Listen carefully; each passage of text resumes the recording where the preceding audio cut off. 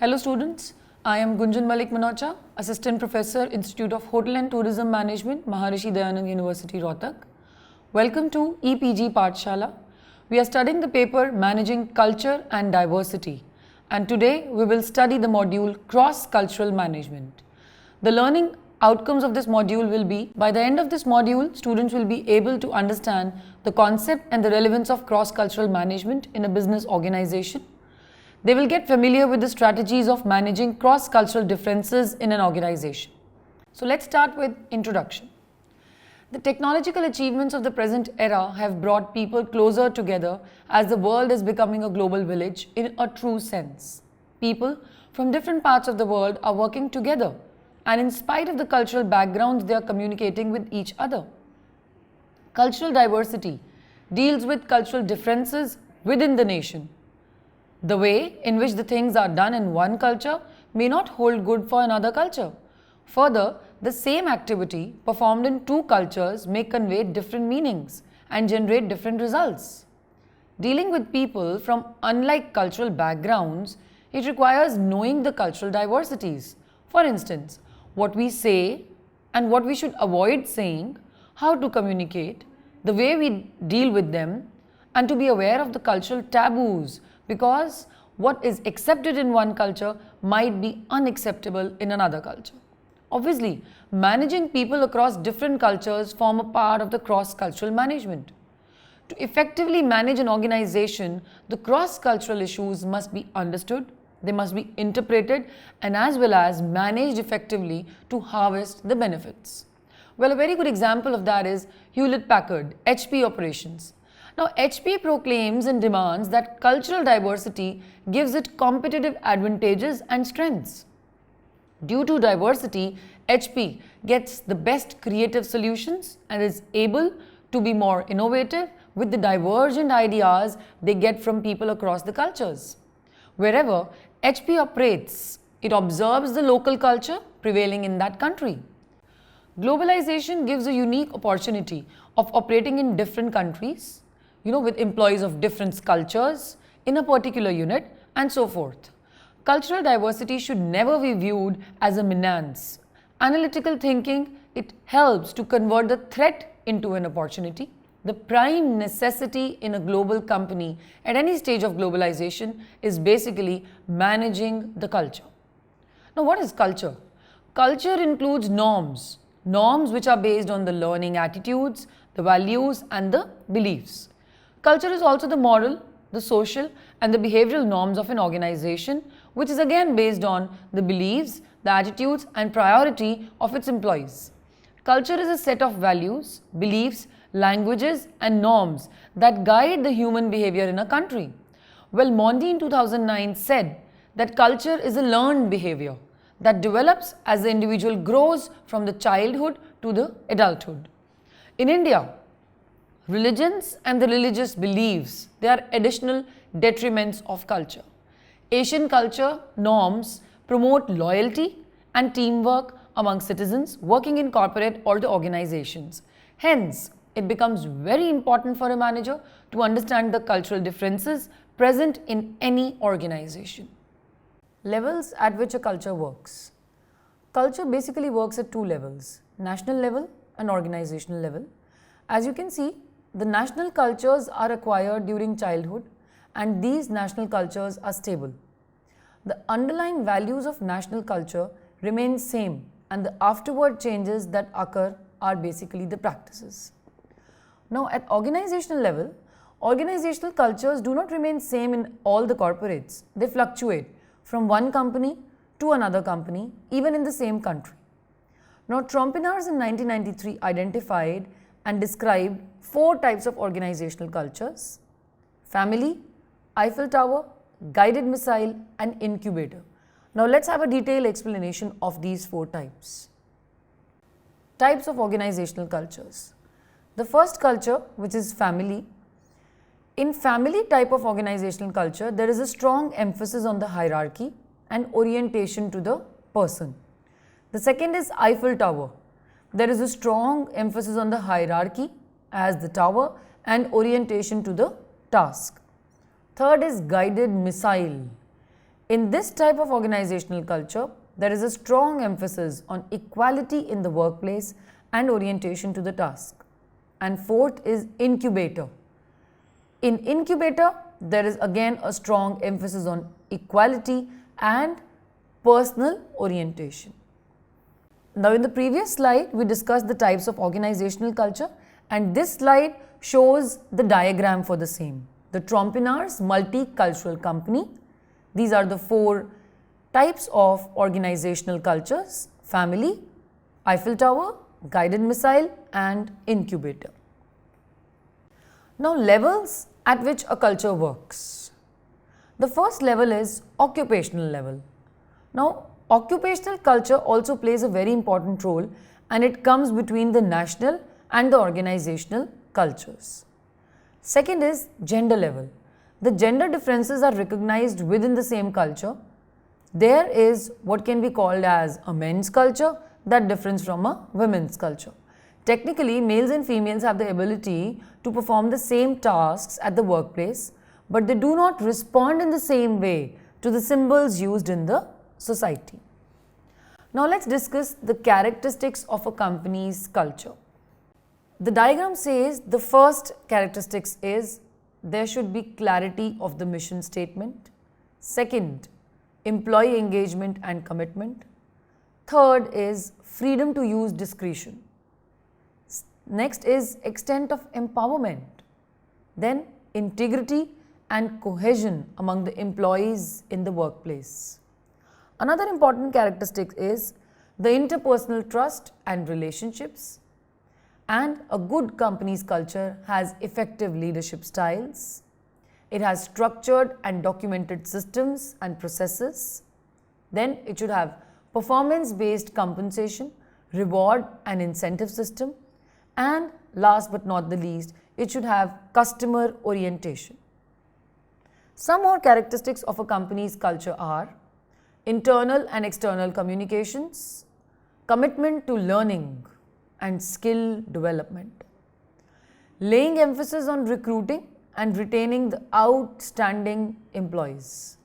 There should be a high degree of adaptability to changes. A company's culture should define the accountability standards, and it should encourage and demonstrate support for innovation. Inter-country differences in managing international projects. The challenges of managing human resource activities abroad don't just stem from the distances involved in the countries. The bigger issue is dealing with the cultural, the political, the legal and the economic differences among the countries and their people. The result is that what works in one country might fail in another country. Cultural factor, economic system, legal and industrial relation factor, cultural factors. Cultural differences mean people abroad react differently to the same or the similar situations. Let's take an example. In one of the study of managers from Hong Kong, mainland China and the United States, US, the managers tended to be most concerned with getting the job done. The Chinese managers were more concerned with maintaining a harmonious environment. Hong Kong managers fall between these extremes. Several years ago, researchers surveyed the cultural values of managers in 62 countries, and they concluded that the countries differed among 4 cultural dimensions. Cultural dimensions. Assertiveness. How much people in a society are expected to be tough, confrontational and competitive. The most assertive countries are Germany, Greece and United States, and the least assertive countries are Sweden, New Zealand and Switzerland. Second dimension is future orientation. As it is very clear from the name, the level of importance of the society attaches to future oriented behaviors like planning or investing in the future. The most future oriented cultures are Switzerland and Singapore, and the least future oriented countries or the cultures are Russia, Argentina and Poland. Another dimension of culture, performance orientation. Performance orientation means the importance of performance improvement and excellence in the society. The most performance-oriented cultures are Singapore, Hong Kong, New Zealand and United States, and the least performance-oriented countries are Russia, Argentina and Greece. Another very important dimension of culture is human orientation. The extent to which a society encourages and rewards people for being fair, altruistic and kind. Highest on this humane orientation, Malaysia, Ireland and Philippines, and lowest on the human orientation, Germany, Spain and France. Cultural factors. Cultural differences like these help in shaping the human resource policies and practices that work best in a particular country. For example, some argue that Americans' emphasis on individualism, that is, on standing on one's own feet, helps to explain why there are fewer constraints on American human resource managers. For instance, in terms of firing employees, European HR managers are much more restricted than the American ones. For instance, with respect to the notice they must give workers before firing them, how much severance pay the employees gets, and the complexity of the legal processes involved in dismissing workers. Similarly, both union membership and union influences are much higher in Europe as compared to US. The B is economic systems. Similarly, differences in economic systems between the countries also translate into differences in inter-country HR practices. Now, labor costs also vary widely. For example, the hourly compensation costs in US dollars for production workers, it ranged from $2.75 in Mexico to $6.43 in Taiwan and $23.82 in United States, $27.10 in UK and $34.21 in Germany. So there is so much of variation. Then the legal and the industrial relation factors. Global legal differences can also blindside even the most sophisticated managers and the companies. After spending billions of dollars expanding into Germany, the Walmart managers were surprised to learn that Germany's commercial laws, they discouraged advertising that involves competitive price comparisons. So they soon had to leave Germany. Cross-cultural management, international companies and individuals, they must evaluate their business as well as the personal practices to ensure that their behavior fits with the national norms.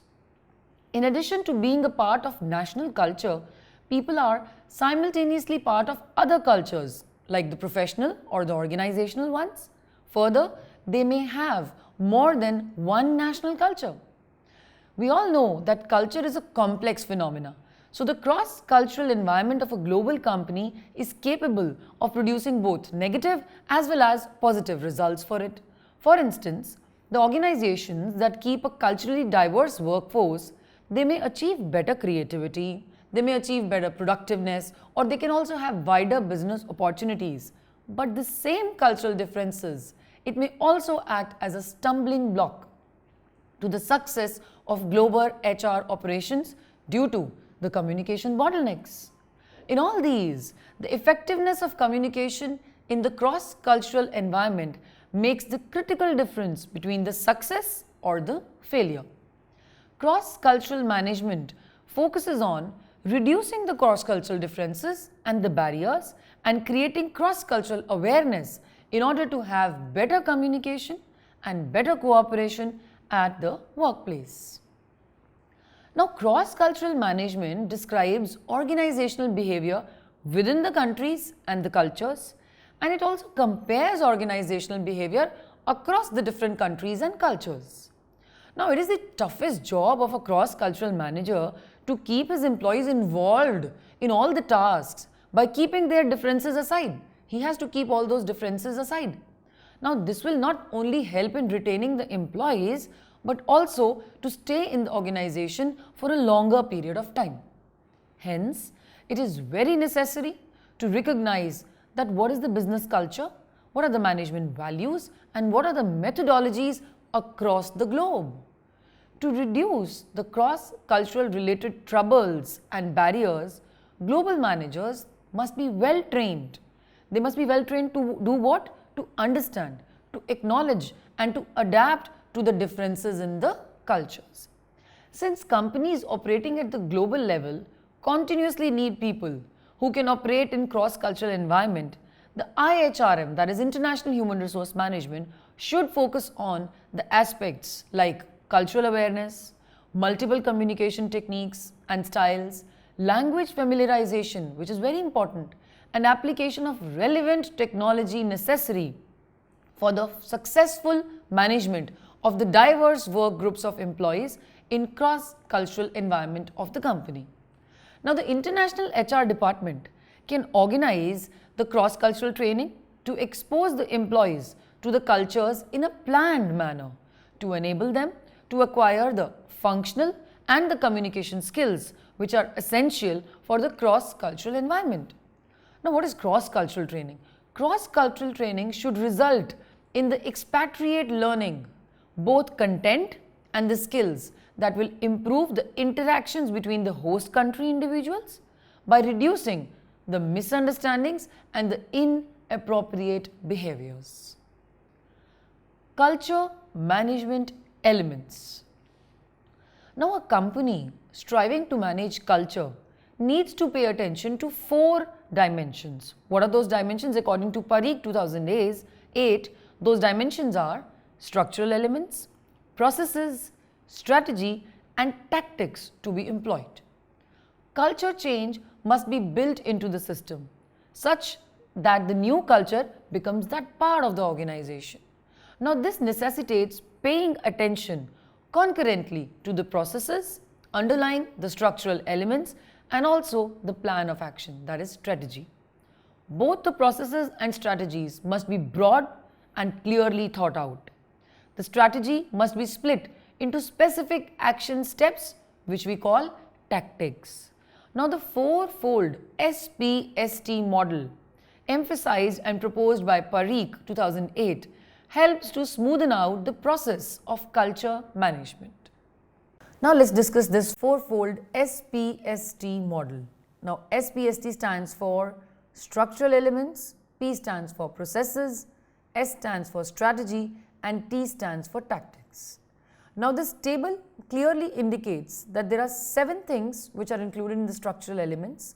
First is stable structure, temporary system, linkage bondage mechanisms, information system, rewards, regular budget and guidelines. Processes includes incremental planning, action research approach, modeling, process awareness and orientation, counseling, organizational norms. Strategy, it includes anchoring in and using strength, sensitivity to stone walls, competency building, critical concentration, developing institutions, sanction and support and the system ownership. And the last, that is tactics, which includes prepare in advance, one step at a time, prepare for the journey, go together, stop and review the progress, keep up the spirit, that is we can call it reinforcement, and keep going, that is perseverance. Global staffing. Now, let's discuss the staffing philosophies for international enterprises. The first is ethnocentric approach. Ethnocentric approach says the home country practice prevails with this approach. Headquarters from the home country makes the key decisions. The employees from the home country, they hold the most important jobs and the subsidiaries follow the home country resource management practice. So, the home country dominates. Second is polycentric approach. Each subsidiary manages on a local basis. A local employee heads a subsidiary because the headquarters managers are not considered to have adequate local knowledge. Subsidiaries usually develop human resource management practices locally. So, this states that the local employee plays a more important role. Then we have geocentric approach. Now, the company that applies the global integrated business strategy manages and staffs employees on a global basis. These people constitute a mobile base of managers who are used in a variety of facilities as the need arises.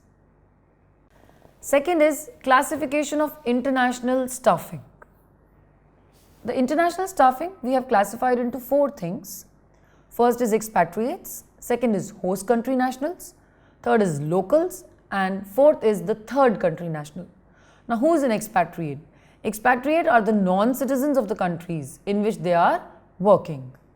Host country nationals are the citizens of the countries in which the multinational company has its headquarters. Thus, we can say it is the parent country. Locals, also known as host country nationals, work for the country abroad and are citizens of the countries where they are working. Third country nationals are the citizens of the country other than the parent or the host country. Third point of global staffing is strategies for managing cross-cultural differences. We have designed 3 strategies for managing cross-cultural differences. The first is intercultural transitions, second is cultural synergy, and third is cultural intelligence.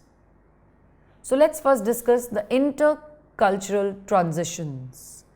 Intercultural transitions are the need of the day for global organizations. Highly effective corporate cultures have 3 people-related key traits. The 3 people-related key traits are being displayed with 3 different colors. The first is vision, mission, and values among employees. Second is understanding interdependent roles, and third is aligning employee attitudes. The first is enterprise needs to percolate the vision and mission to all the employees.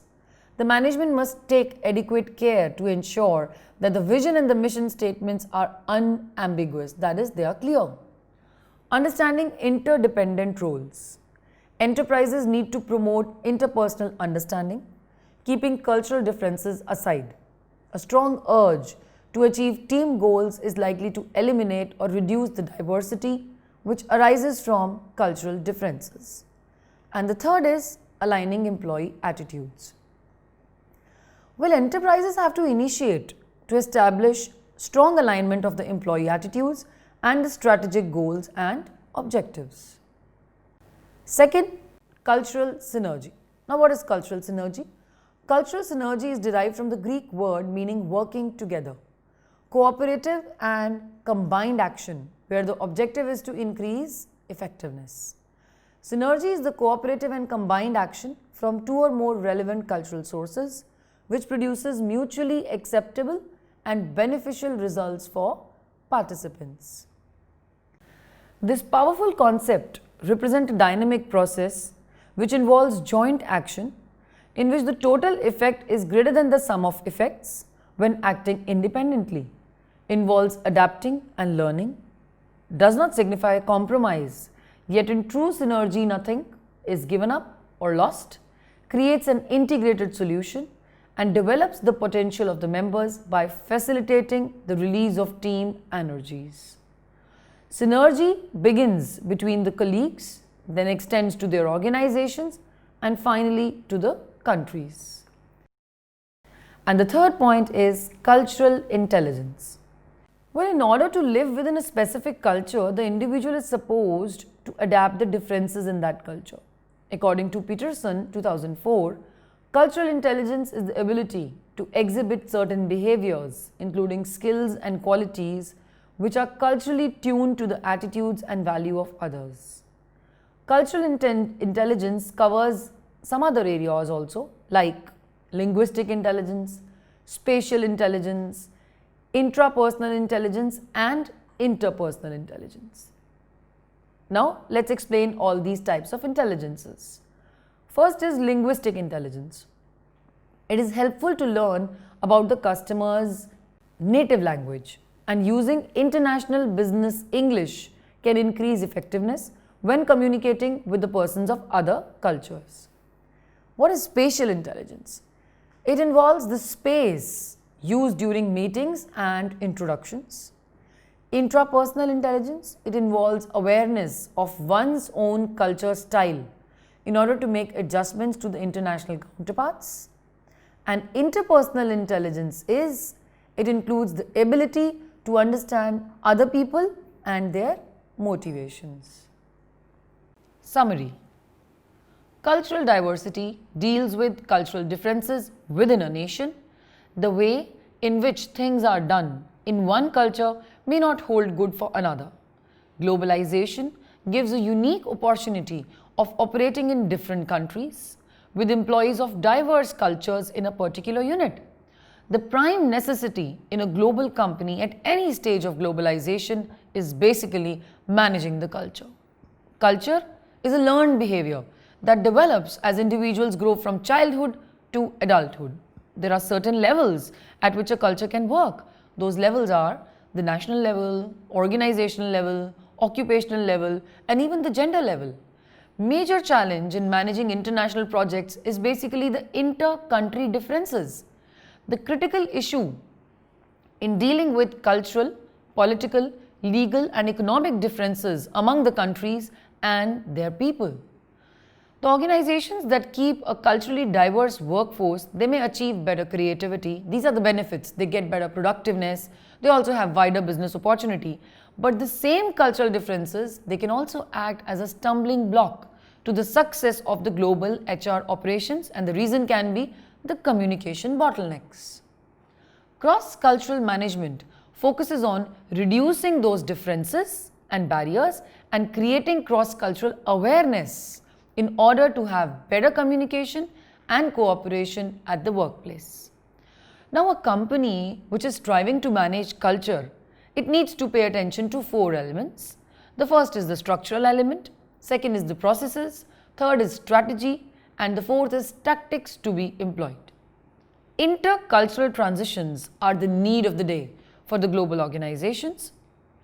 Highly effective corporate cultures have 3 people-related key traits: vision, mission, and values among the employees. Understanding interdependent roles and aligning employee attitudes. Thank you.